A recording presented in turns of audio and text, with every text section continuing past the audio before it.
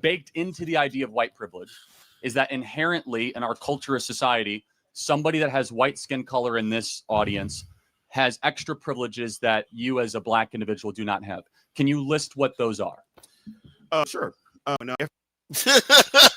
Okay, so list the privileges that other people have that you don't have. List the privileges other people have that you don't have. Basically, he telling them to lie. He basically said, are you going to lie? Are you going to lie in front of all these people? Or you just going to pass on this question? Baked into the idea of white privilege is that inherently in our culture as society, somebody that has white skin color in this audience has extra privileges that you as a black individual do not have. Can you list what those are? Sure. When FDR employed the New Deal to counteract the Great Depression, this came with resources that was allowed it to white people. Banks denied 99% of qualified black applicants while also accepting 99% of white applicants. But today in Did you hear what this nigga just said? Did you hear what this? You hear what this big nigga? This is a big nigga though, man. I don't want to talk too crazy about him. He big as shit. Look at this nigga, man. You believe what this nigga just said? Listen to what this nigga just said. Allowed it to white people. Banks denied 99% of qualified black applicants while also accepting 99% of white applicants. But today in he said after the New Deal, banks accepted 99% of loans for applicants, for white applicants, and denied 99% for black applicants. Let's just say the 1% is negligible. So what he's basically saying is that after Lyndon Johnson signed the New Deal, banks accepted loan applications from every white person that showed up. Press 1 if that's what you got at. Every white person who showed up and asked for a loan, they got it. And every black person that showed up for a loan, they were denied. That's what I got from what he said. That's what I got from what he said. How could a bank stay in business doing that? A bank is still a business. Giving a loan to every white person that showed up. Do you know how long it would take before every white person like, hey, yo, you want some free money?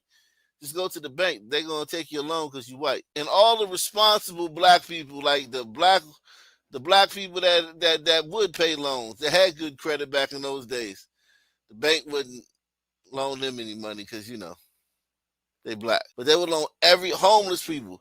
What would stop every homeless person in America from going to the bank in 1960s? From the way he said, you know how he don't understand how the streets work. The streets would find that out, right? The streets is full of scammers. Everybody in the street is scammers. How long would it take for the streets to find out, yo, a white person can go to a bank and they're going to get a loan automatically? Every homeless person in the world will go to the bank. Every bum, mobster, biker, Harley Davidson, biker gang, every doctor, lawyer, everybody would just go to the bank and get a loan, get their loan because they're white. What the fuck is this guy talking about? FDR employed the New Deal to counteract the Great Depression. This came with resources that was allowed it to white people. Banks denied 99% of qualified black applicants while also accepting 99% of white applicants. But today in 2025. Okay, today in 2025, as I alluded to you, they've done studies in psychology where white sounding names receive jobs or callbacks more than black sounding names. They did the two names. It was a white young lady named Anna Scott, and it was a black young lady named Lakeisha Washington. They both put in 80 job applications. Lakeisha Washington received 9 callbacks and received 75 callbacks out of 80. That's a good point. I actually, that study is debated, but let's pretend it's true. Do you think it's racism or something else? I think that answer is multifaceted. Because it didn't. Let me make the best. Sorry to interrupt you. If we live under a status of DEI and people are getting jobs that they're not qualified for, wouldn't then an applicant then assume maybe that an applicant might be there based on DEI, not on merit? It actually creates more racism where it doesn't exist. So DEI is not about going and grabbing some random person of color and saying you therefore qualified. DEI is about considering other qualified applicants. Well, let's take airline pilots. United Airlines wants 40% all of their airline pilots to be women or people of color. Why does that matter? Number one, because I want a qualified airline pilot, not a person of color airline pilot. Understood.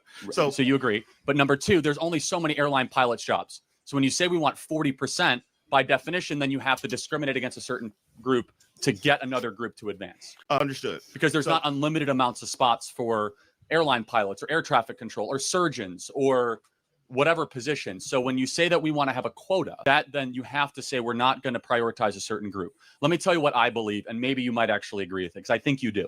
What we believe as conservatives is that skin color really doesn't matter that much. We care about character and merit. We want a country built on what you bring to the table, not how you look. Exactly.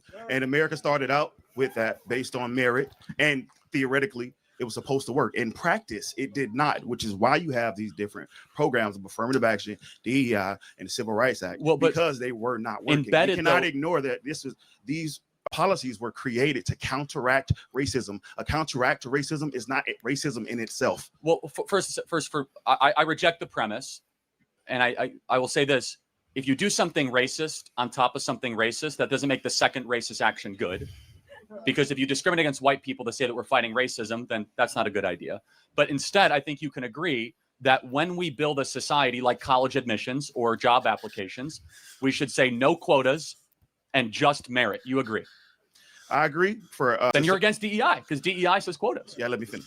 I agree to a certain extent. So when you mention about discriminating against whites, of course, I don't agree with that. Well, that is DEI, just so we're clear. Right, and I'm going to say it again. Cool. DEI was created to offset racism. We left it up to majority of white America to include people of color or qualifying credentials. They would not. So my argument is that you're saying it's reverse racism. My argument is that it needed to be there to counteract racism. Sounds like we need to find a different solution for both parties. I have a great solution. Stop talking about race all the time. Race doesn't mean anything. Because I look at you not as a black guy, but as a human being made in the image of God, and I want to know what you bring to the table. Are you good at the job? Are you better than your competitor? Because let me just pause for a second. I just want you to hear out what we believe is that when you talk about race all the time, you start to resegregate society based on tribes, and you lose this idea of e pluribus unum, all made in the image of God, out of many one. And yes, we have made many mistakes in our past, but we were getting closer as a country in my childhood as being not obsessed with race. We've become more race obsessed over the last 10 years, especially the last 5 years, which is why we're seeing the anti-DEI movement, which actually ends up hurting people of color more than previously. And I guess the biggest question, though, is that why should race matter at all? Shouldn't we just de-emphasize it? What I wanted to first respond to is the notion of stop talking about race. I don't agree with that notion for the simple fact that talking about things bring awareness. Awareness leads to actions. Actions produce change results. I just want to use your logic and flip it on you. Imagine if you had cancer and your doctor was like, let's just stop talking about it. It wouldn't, in the same context that racism wouldn't go away. Got it. Cancer wouldn't go away. Let's accept that premise. Not. Do you think racism is a top 100 problem in America? I think it is. I haven't considered the other 99 to give a thorough. Crime, fathers not being around, obesity, suicide, mental health issues, for sure, anxiety, cost of college, an open border, Russian-Ukrainian war, nuclear proliferation, artificial intelligence, the rise of China. All that's probably more important than racism. So I'm not saying it is or isn't. But however, you're kind of changing the subject. No, I'm not. But I'm going to say use your premise. If I have cancer, that's the most important thing happening to me. Correct. Racism is not a cancer on America. Racism is sin, and we'll never get rid of sin because we are broken, fallen creatures from our Creator, and we rebelled. Right, so that you do not solve issues by not discussing them. If you and your wife I'm not sure if you're married, if you and your wife have a disagreement with communication, and you tell her, hey, let's just stop talking about our problems. Problems do not disappear. I actually don't think it's an issue nearly as much as you do. I think we've made it a bigger issue. I'm not making it a bigger issue. I'm just discussing. This is just my talking point. I'm saying generally, but let's just say, and then I do want to get your definition though. What is racism? Racism is a form of feeling superiority. It is expressed through discrimination and through the legal system. That's not what racism is. Feeling of superiority. Salute to Savage Red, man. He says, Savage Red Recovery says the left don't understand the can of worms they open. I mean, they've completely taken off all their clothes. They left their diary. They left their diary in the student commons. They accidentally left their diary in the girls' bathroom. It's like some chick bringing her diary to school and leaving it somewhere in the girls' locker room somewhere. That's what the left has done, man. They completely exposed themselves, man. This guy, I don't want to beat up, but this guy's not mentally equipped to deal with. And that's one thing. Who remembers David Carroll? You probably don't if you're not a black. A lot of black dudes remember David Carroll. He's a black YouTuber. He said he don't debate people who are not his intellectual equals. He said he refuses to debate people that are not his intellectual equals. Hey, Charlie.